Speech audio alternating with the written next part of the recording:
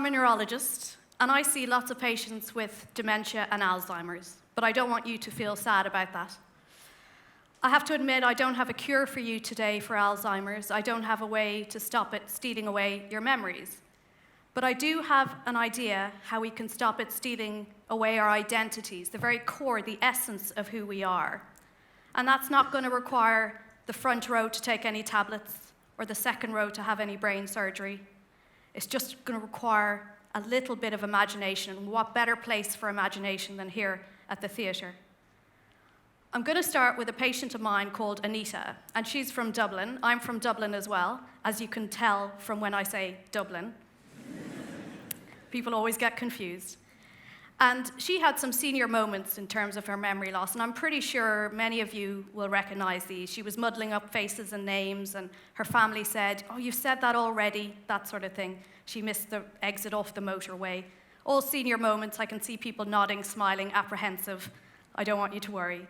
But things changed for her. She knew that something was really wrong. And it all started when she went on a walk of a fishing village called Howth. Howth is in Dublin, again where I'm from, and it's a beautiful place. It was a walk that she did all the time. She knew it really well. She did it with her husband, Patrick, and the rest of her walking group. And if you remember one thing from my talk, please go and visit this village.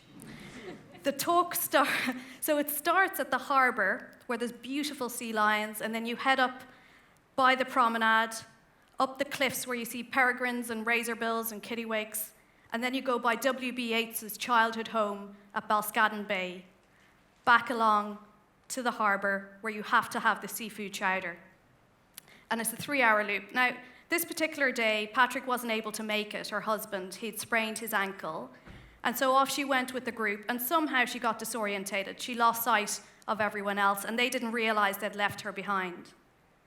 So next thing you know, she's sitting on the ground, and a man from the golf course finds her half an hour later, and she's crying her eyes out, and she can't figure out how to use her phone to call her husband, Patrick. And it was pretty soon after that she ended up at my clinic. And I did the test that neurologists do. You know, we get you to draw clocks and remember lists of words, all that silly stuff. And I also did a scan. And the scan confirmed that the diagnosis was Alzheimer's, which is the most common type of dementia. And in Alzheimer's, what happens is the volume of the brain decreases, it shrinks, particularly the hippocampus, which is the memory center on either side. And that was the diagnosis for her, and we had a bit of a chat about what that meant and how it all made sense now. But she had this question later down the line. She said, "Now that I have Alzheimer's, am I going to be the same person?" And this question floored me. Am I going to be the same person? Because sameness is about identity. Am I the same person before and after something happens to my brain? So let's just say you have a brain transplant this afternoon. Are you the same person after as before? Let's say all of you up there take LSD, because I get that impression. It's always them. If you take LSD and you have a mind-altering trip, are you the same person after as you were before? And the people at the back, are you the same person after you've heard a TEDx talk as you were before? These are all questions about identity. And you would think, being a brain doctor, that I'd be really well placed to answer these questions about identity. But the truth is, I'd never really had any conventional medical education about this stuff. That education, at least some of it, was in an auditorium, and I'm going to give you an insider tour. This is a medical ritual. It's called Grand Rounds. If you've ever been in a hospital clinic, chances are this might have been happening down the hall. And Grand Rounds is pretty much the same every week of the year in every hospital all over the world. In the hospitals I work in Mozambique, India, everywhere I've been. And what happens is, a patient is wheeled in or walked in. They usually have a gown on. They have an esoteric disorder, and their case is presented to the audience. And the audience is medical students and doctors, usually. And it's a very useful medical ritual because expert opinions are provided, and it's educational for everyone in the audience as well. So it's valuable, but the thing is, I've never heard the word identity being spoken there. Identity is just not the place, it's not the time. So it's a place, really, where we point at your thyroid, or we point at your dilated pupils, or I'll feel your enlarged spleen or your liver. But Grand Rounds is not a place for emotions, it's not a place for philosophy. Grand rounds, as valuable as it is, speaks more to the patient rather than the person. We speak about the loss of blood or loss of lung function rather than the loss of self and identity. So I realized I'd have to find my answers to Anita's questions about Anita somewhere else. And so I've gone back to the stories of my patients, because at my clinic in London, I see lawyers and cabbies, and I see tube drivers and teachers. And in those stories, there are really profound insights into who we are and who we can become. Because sure, there are stories of the memories they've lost or the limbs that aren't working anymore, but there are also stories of benefits denied and citizenship denied.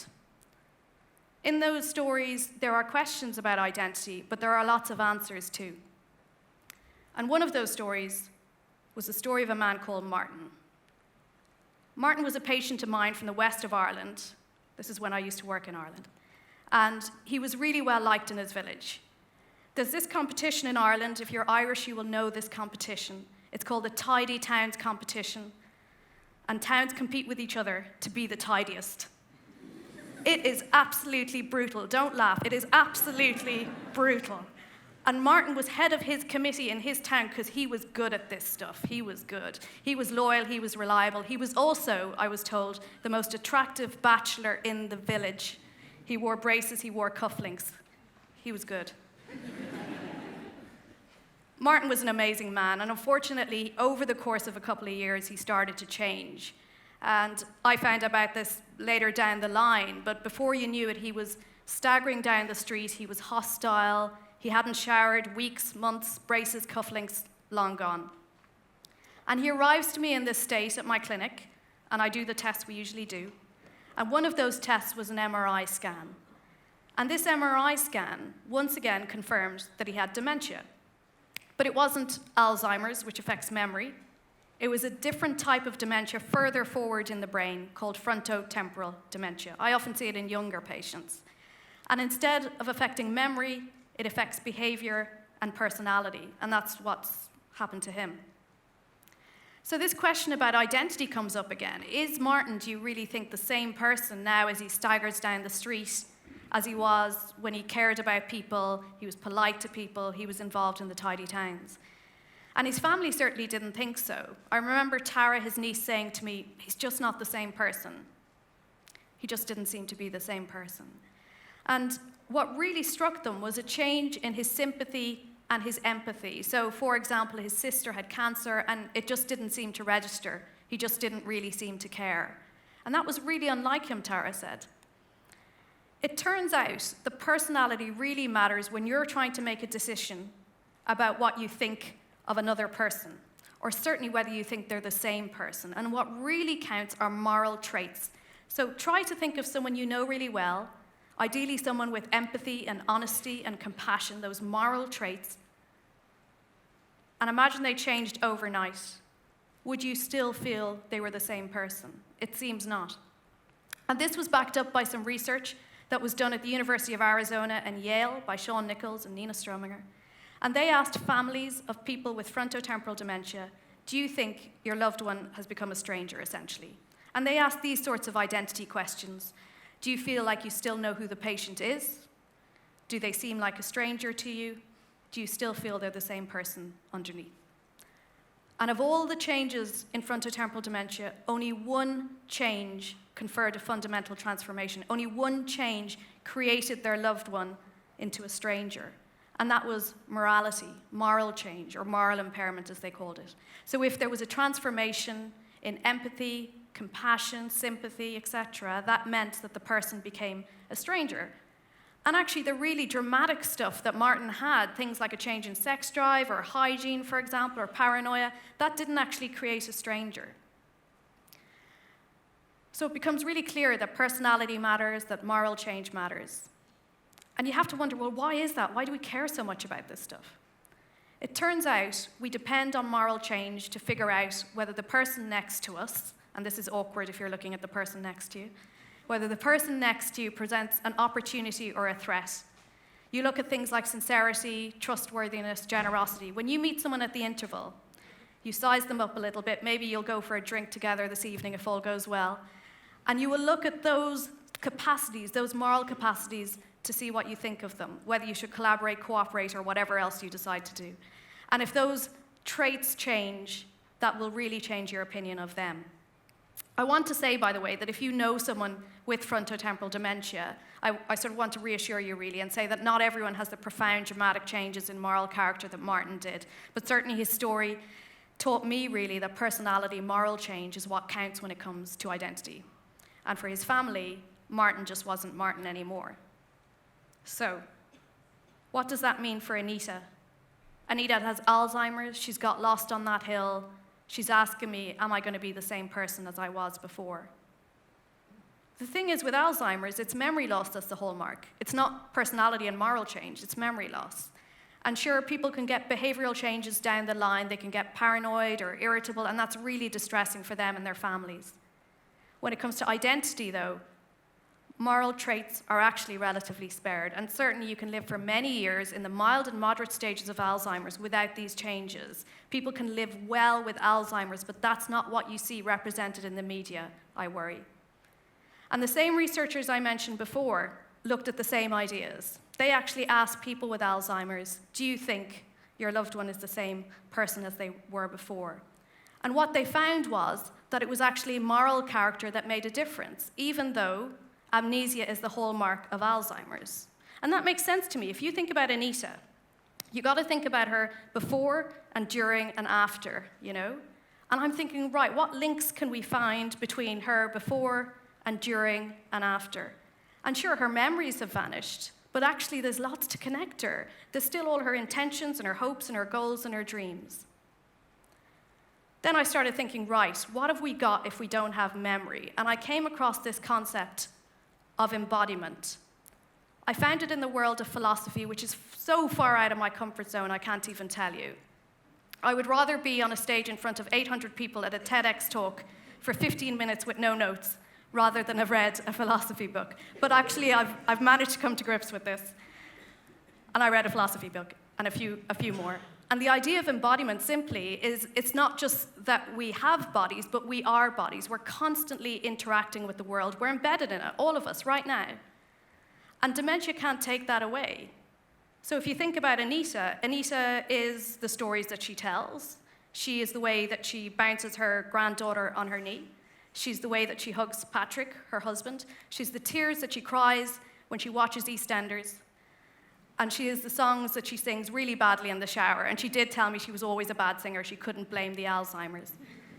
So she's embodied. Her gestures are embodied. Her habits, her actions, they're all completely embodied. She is resolutely present in the world. And dementia cannot take that away. I will be honest, if you know someone with Alzheimer's, let's say you have an uncle with Alzheimer's and he's wandered out of the house, or he's paranoid, his morals, personality have changed later on, these ideas of embodiment are really difficult to process, and it is okay to acknowledge that. There will be bad days. But I'm asking people to hang on to this idea of embodiment for better days, for better moments, maybe for worse days or worse moments, because embodiment allows people to exist in the world. And it's not just about you and I. People with Alzheimer's, more recent studies have shown, often feel that they still have a sense of self and identity. There are probably some people in this audience today who have a known diagnosis of Alzheimer's. And embodiment is also a concept for them, because I want to say that you are here and that we see you. The medical model of Alzheimer's, finally, is one that I hope I can ask for forgiveness for, because sometimes, and things are getting better, but sometimes it has this narrative that revolves in terms of Alzheimer's around inability and invisibility. It sees Anita as fading away rather than stepping forth. We lose her, really. We lose her embodiment and her gestures and her expression, her autonomy, all of those things that exist beyond memory. Moving away from a negative definition of Alzheimer's is not for a moment to dispute its impairment or the ramifications for family and friends, and it doesn't take away from the fact that every day I hope for a cure for Alzheimer's. But it is to think about how we have chosen to frame this condition. I think about Anita every time I go back to Balscaden Bay and I go up the cliffs and I come back by the tram line and I have the seafood chowder. I think about her because she taught me that there is more to us than our memories She taught me that there is more to Alzheimer's than loss and failure, because there at Balscaden Bay, she was lost, but she was found again. Thank you.